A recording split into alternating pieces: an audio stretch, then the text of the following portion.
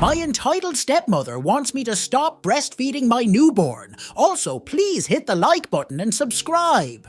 So for context here, I'm a 28-year-old female and had my daughter Ida 3 months ago. My wife is a 35-year-old female named Taylor. My stepmother is Mary, 45, and stepbrother Tom, 11. Tom and I weren't close until I was pregnant. During the pregnancy, he became really interested in me and the baby and actually became quite clingy and needy on me. I felt weird, but when I tried to retreat, Mary and my dad said I was being cruel and miserable and I had the chance to be a good sister but was being selfish and rejecting him. Along with the pregnancy hormones, it made me feel guilty, so I let him still come round a lot. Taylor has a chilled attitude, so has kept calm and just said she wants what I want, even though he has become resentful of her. I made it clear she was my wife and any disrespect to her would mean he had to leave. He became focused on my bump and was touching it all the time. Mary thinks he's autistic, but no doctor has ever diagnosed him. I had Ida 3 months ago, and she's the best baby ever. She's so perfect, and I've loved seeing my wife become a mother. She's a natural at it, and it's depend our love for each other. I've decided to breastfeed and then pump so Taylor can use the bottle to feed as well. It's been going pretty smoothly, and honestly, it's something that allows us to bond with Ida. Often Taylor will lay with me whilst I breastfeed, and we will spend time together with Ida sleeping on my chest. Apparently, Tom was very angry when he wasn't allowed into the hospital to see me or the baby, and he kicked off when we said only my mom and Mill were allowed over until 2 weeks postpartum. When they did come over, he kept touching Ida's face, even though we had asked not to, as we are both in the medical profession, so don't want to expose our newborn to germs. When we had to get firm, Mary told us we were being horrible to a child and needed to stop. I had to feed, so went to the nursery, but he had followed. And when I started feeding, he came in and watched before I realized he was there, and he stared, asking me questions about breastfeeding. That was fine. But he's been watching me feed whenever he comes over when I don't realize, and then whenever he's been near me, he's started saying booby and reaching for my boobs and saying he wants to try and it's unfair, only Etta gets it. We've tried reminding him that he's a big boy and she's only a baby. But then last week, I woke up from a post-feeding nap to find him lead on top of me with his hands and face on my chest area. When we tried telling Mary and my dad that this was getting out of hand, she said we were discriminating against his autism, and we just didn't understand that I was his special person he focused on and I should be honored.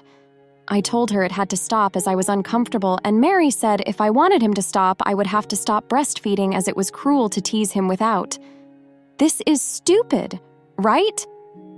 My breasts did get significantly bigger during my pregnancy and have stayed that way after giving birth, so I could see how he would notice them, but it still feels wrong. For context, we don't live with them. I had a traumatic birth, where my planned C-section turned into an emergency one with me nearly losing all my blood and having to have a transfusion. This has caused me a lot of emotional distress and confusion postpartum, which has made it easier for stepmom to guilt trip me. Taylor is a great wife and mother. However, she is also a doctor, so work is busy and she has had to carry on working after the first 3 weeks post-birth. It's been a few months now, so thought I'd provide a small update. Taylor and I reinforced our boundaries to Mary and my father regarding Tom. How my only focus was on my baby and wife, and that his obsessive behavior was starting to get inappropriate when he became fixated on my breasts. And whilst I hoped he was okay and received any help he needed, I had to prioritize my family, so would be going low contact. This created a shitstorm from Mary and Tom. I was receiving phone calls from Tom all hours of the day and night, screaming and crying down the phone, asking why I didn't love him anymore and why I had abandoned him, why Ida was so much more important to me. Why, if I could breastfeed Etta, why wouldn't I do the same for him if I actually loved him? With my hormones still all over the place, I let Taylor deal with most of it, and I focused on my health and Ida's health. We asked Mary why she wasn't stopping it and getting Tom help, but she spouted some bullshit about letting him deal with his emotions independently. As I previously mentioned, my wife is a doctor. As am I, but I'm more junior than her. I have since returned to work, so we've been sending Ida to our hospital's daycare, which means she gets to socialize with lots of other kids. However, since going back, Tom Tom has called my workplace multiple times, leaving messages for me which make me seem like a horrible cow who is ignoring her little brother. The latest news is that he told one of his teachers how I was his special person, which they had already known about from during my pregnancy when he'd grown the attachment. But I had abandoned him and was rejecting him ever since I'd given birth to Ida. He told them that I was punishing him, and it was making him so sad he'd been coming into school crying. This made them call B and almost berate me on how I can't abandon my brother just because I have a baby now.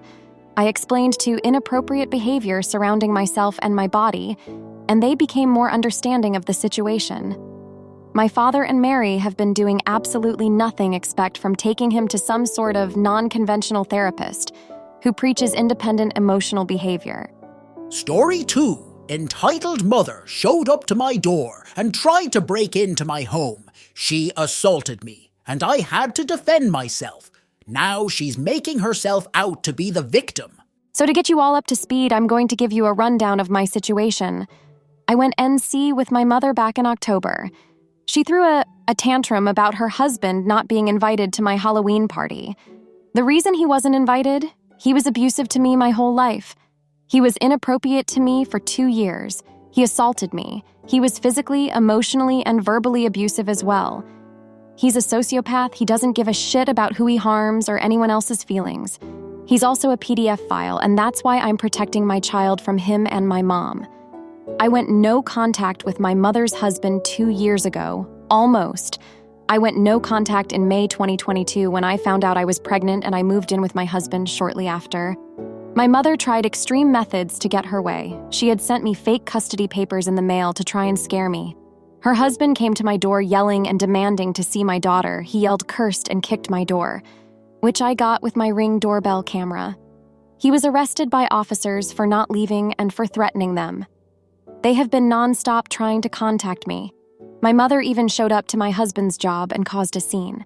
So that's the rundown of the whole situation. So my mother came to my door this morning when my husband just came back from his overnight shift at his job. She banged on my door and my husband answered it. For context, this situation was all caught on camera. I have cameras outside my apartment door, and I have one in the house pointed at the door. My husband told her that she wasn't welcome here. She yelled at him and said, I want to see my daughter. She's been ignoring me. I am her mother. She has no right to treat me this way. I was instantly irritated. I told my husband to go to the back room with our child. I walked to the door and blocked her from getting inside. She was yelling and screaming at me like a crazy person. She threw a tantrum BC she found out about my daughter's party, and she wasn't invited. She said it wasn't fair. She demanded I let her in my house to see my daughter, who for some reason she calls her daughter. It's creepy and weird. She tried to bulldoze her way into my house. I tried to shut my door and she pushed against it. I was flung into the wall so hard it left a hole in our dry wall. I had bruises on my forearm. I screamed at her to get out. She shoved me and I saw red. I punched her in the face so hard that she flew back. I managed to get her out of my doorway and we shut the door and locked it. My husband called the police. She was arrested for assault and for attempted breaking in and entering or whatever they'd call it. Now she's telling everyone of my Facebook friends a fake sob story and claimed that I assaulted her. Even with the camera footage of her assaulting me, she is still lying. I pressed charges. We are moving when our lease is up in April. We will be moving into a house with my husband's dad for safety reasons. Am I wrong for punching her? I really didn't want to punch her, and I feel awful that I did. I was defending myself, but I still feel like it could have been handled differently. I need advice on moving forward and what other precautions I can take. Story 3. My entitled mom tries to hijack my wedding, gets a reality check instead. This is about my own wedding and how an entitled mom, EM, nearly turned it into her personal circus. For some background, my fiancé, now husband, and I planned our wedding for over a year. We wanted something small yet elegant, with close family and friends. My husband's family is pretty down to earth except for his aunt, EM, known for her over-the-top behavior and entitlement. Everything was going smoothly until the week before the wedding. EM called and demanded that we include her 6-year-old daughter, my husband's cousin, as a flower girl. We already had 2 flower girls, my nieces, who were thrilled about it. I politely declined, explaining that arrangements were already made. EM didn't take this well. She started a tirade about how her daughter was being excluded unfairly and how we were ruining her child's self-esteem. I tried to stay calm, but she was relentless. I had thought that was the end of it, but oh, was I wrong? On our wedding day, EM showed up with her daughter dressed in a full-blown white frilly flower girl dress. She marched up to me, demanding that her daughter be included in the ceremony. I was flabbergasted. My husband and I, along with our wedding planner, tried to reason with her, but she caused a huge scene, saying things like, "How could you be so selfish on your wedding day?" And, "You're destroying a little girl's dream." My usually quiet mother-in-law had had enough. She stepped in and told EM in no uncertain terms that this was our day, not hers or her daughter's. She said that if EM couldn't respect our wishes, they would have to leave. EM was shocked. She tried to argue, but other family members, who were equally fed up with her antics, supported my mother-in-law's stance. Realizing she was outnumbered, EM left in a huff, her daughter in tow. The rest of the wedding went off without a hitch, and everyone had a great time.